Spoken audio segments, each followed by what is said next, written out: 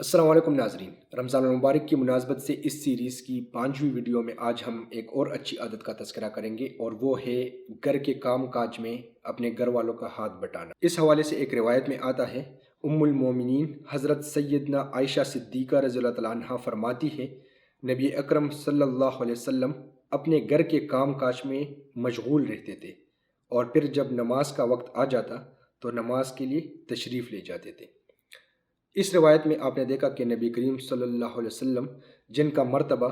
इंसानों में सबसे बालातर है और कायनात में अल्लाह ताला के बाद जो ज़ात है तो वो नबी करीम सल्लल्लाहु अलैहि वसल्लम की ही है, लेकिन वो भी घर के काम काज में जो हैं तो वो हाथ बटाने को बायस शर्म और बायस आर नहीं समझते और ना ही इस बात पर वो जो हैं तो मतलब हम अगर किसी कोई बंदा घर के काम काज में हिस्सा ले रहा है मर्द होते हुए तो अक्सर मुआशरे में ये देखा गया है कि वो उसको ताने दिए जाते हैं। तो ये हम इस चीज़ को देखें कि जब नबी करीम सल्लल्लाहु अलैहि वसल्लम ख़ुद एक काम कर रहे हैं तो उस काम में कितनी बरकत होगी और उस काम के करने से हमें कितने फ़वाइद हासिल, चाहे बज़ाहिर हमें वो फ़वाइद नज़र आएँ या ना आएँ।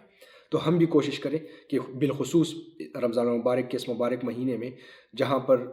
जो है घर की ख़वातीन पे ऑलरेडी बहुत ज़्यादा बोझ होता है और ख़ुसूसन इफ़्तारी के औकात में या सहरी के औकात में, चले सहरी के औकात में अगर कोई बंदा नहीं कर सकता तो कम से कम इफ़्तारी के औकात में वो घर के काम काज में उनका हाथ बटाने की जितनी उसकी वसअत हो, अगर तो वो उन औकात में फ़ारिग है और वो घर में है तो कोशिश करें कि हम घर के काम काज में घर की ख़वातीन का हाथ बटाएं। इससे ना सिर्फ ये कि हमें सवाब मिलेगा बल्कि इससे हमारे अंदर